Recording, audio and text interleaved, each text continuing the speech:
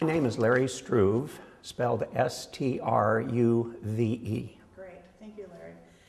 And so we've invited you here today to tell your story about the ELCA. Well, actually, my story begins when I was only 5 years old, and my parents, who were Lutheran, moved to Reno, Nevada after World War II. I was only 5 years old, and my parents became the charter members of the Lutheran Church of the Good Shepherd, which was in the old ULCA, which then became the LCA and has now been the ELCA since 1987. The first pastor there was Pastor Jim Osland, and I have this vivid memory of being picked up to go to Sunday school by the pastor, who showed up in one of these large straight-eight Buicks. When I got in it, I thought I was in a limousine. And at that time, the Mission Church was meeting in the Masonic Temple. So when I saw the Masonic symbol, the big G with the inverted angle, I thought that's how all Lutheran churches were going to look. But fortunately, we were only there for about 5 years.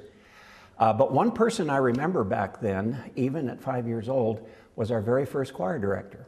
His name became Tennessee Ernie Ford. He was a local disc jockey in Reno and had been recruited by Pastor Osland to lead the church choir, and he was there for about 6 months.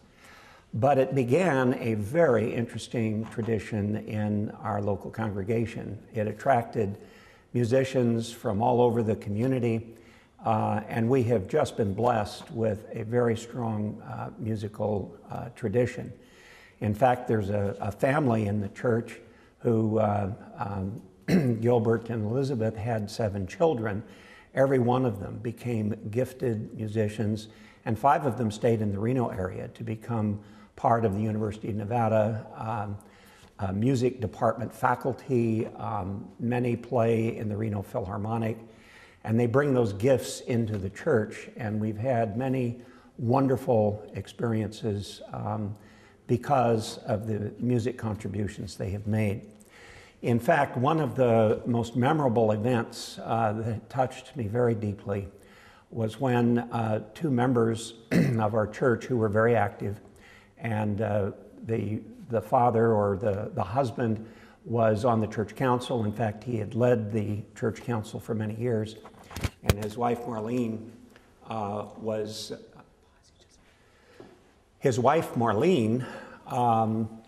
sang in the choir with me. And she and her husband had gone down to Las Vegas to pick up a new car, and when they were returning, they were in a tragic accident and both were killed, leaving their only son, who at that time was in his early 20s. And all of us were so moved by the experience that we decided to do a musical tribute to them, taken from John Rutter's Requiem. It's a very, very powerful piece of music. And because these 2 individuals were very popular in the community, we had to actually hold it in an Episcopal cathedral. There were that many people. And the music that was done was truly unforgettable, very haunting and very deep. And it almost felt as if we were making connection with John and Marlene over the void. And I was struck at that, with that experience as to how our congregation had really functioned like a family. And when tragedy like this struck, that we all came together and we had to do something profound to mark the significance of the life experience that was being honored. We've also had some very high moments, some joyful moments that also involve the music tradition of our church. In the 1980s, we started a hiking group. One of the longtime members of our church, whose name is Grace, and I decided that forming a hiking group was a great way to recruit new members and to take people who are unchurched and have them enjoy the company of people who were going to church. And we actually adopted a mile on the Tahoe Rim Trail, which is above beautiful Lake Tahoe. And in order to adopt a mile, we had to raise $5,000, which is how they were funding the construction of the trail. We were given 5 years to raise that sum of money, and we were able to do it in about 2.5 years, largely because of the dedication of the people who had come together in the hiking group. In fact, it was not uncommon to have 40 or 50 people on some of these hikes into the beautiful Sierra Nevada mountains. But the most memorable experience I have of our hiking group occurred in the early 1990s, when our trail was now officially designated as the Good Shepherd Mile on the Tahoe Rim Trail, and we had to have a consecration service. So we got our poor pastor, who had some hip problems, and we helped him climb up the mountain.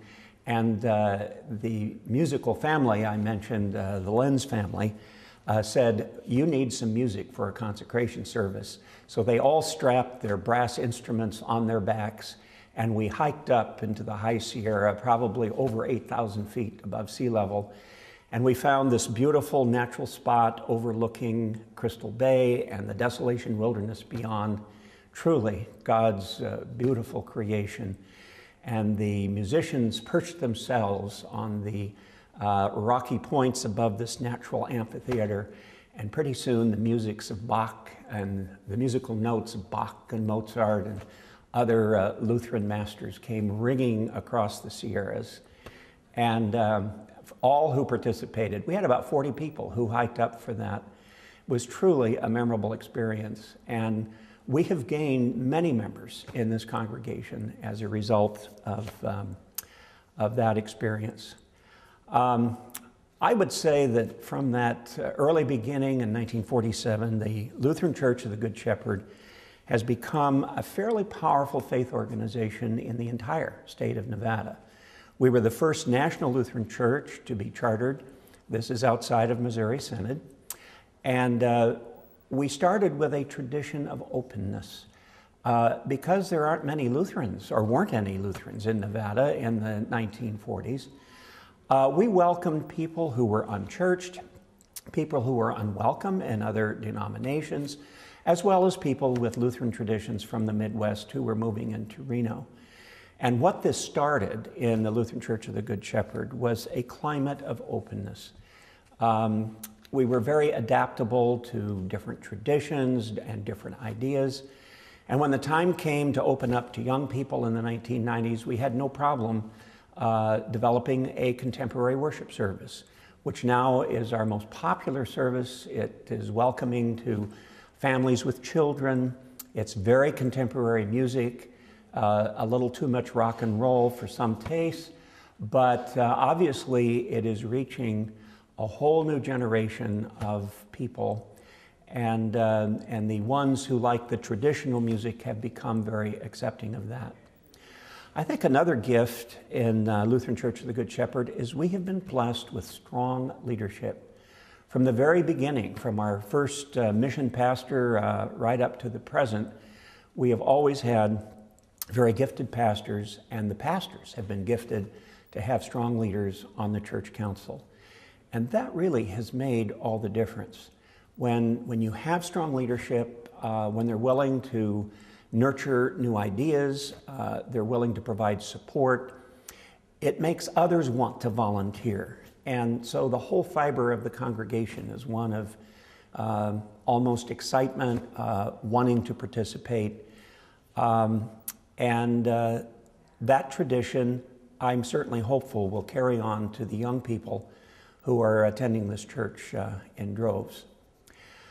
For me, the high point of my experience was when I was asked in 2001 if I would lead the advocacy effort of the Lutheran Church, well, the Evangelical Lutheran Church in America, and become the Lutheran advocate at the Nevada legislature. And on the policy council that oversees this work, probably a majority came from the Lutheran Church of the Good Shepherd. And from that beginning in 2001, we've now sort of staked our claim in the Nevada legislature, bringing to our policymakers in the state the Word of God as we understand it, a strong voice for justice. We are speaking up for the poor, the disenfranchised, the vulnerable in society. And I'm very proud of the Lutheran support that we have received. And it must be having an impact, because in 1996, the Methodists, the Episcopalians, the Presbyterians, and even the Roman Catholics asked if they could join with the Lutherans in this advocacy effort. And we now have what is called the Religious Alliance in Nevada. And we speak for all the parishioners in those 5 denominations, which is approximately 600,000 people in a state of about 2.5 million. And I don't believe this could have been possible without the strong base that was formed in the Lutheran Church of the Good Shepherd. In fact, we've had many adult forums in which state legislators, even a governor, a Supreme Court justice, and others like that have attended to meet Lutherans one-on-one and hear what's on their mind. And I can't think of a better way to be a bold public witness, setting forth what we believe and then having an impact on those who have to make the decision. I was also active in the Endowment Fund. We've established a congregation endowment fund, and that is to support ministries that we simply cannot handle through the regular budget. We've supported campus ministry in Reno. We have supported the Interfaith Hospitality Network, or it's now called Family Promise, which is a program to take families with children who are homeless and to give them a church home a week at a time while they get counseling and help to find permanent housing and employment. And the Lutheran Church of the Good Shepherd was one of the leaders in developing that program in the Reno area. We have an active hunger program. We are very engaged in the offering of letters dealing with our congressional delegation. And so on a number of fronts, I think that this little faith community, started in 1947, has had a tremendous impact. And my hope is that as the ELCA moves forward and develops more social statements and hopefully builds on its public advocacy program, that the Lutheran Church of the Good Shepherd will be there providing a base of support in the great state of Nevada. Excellent. Thank you so much. Okay.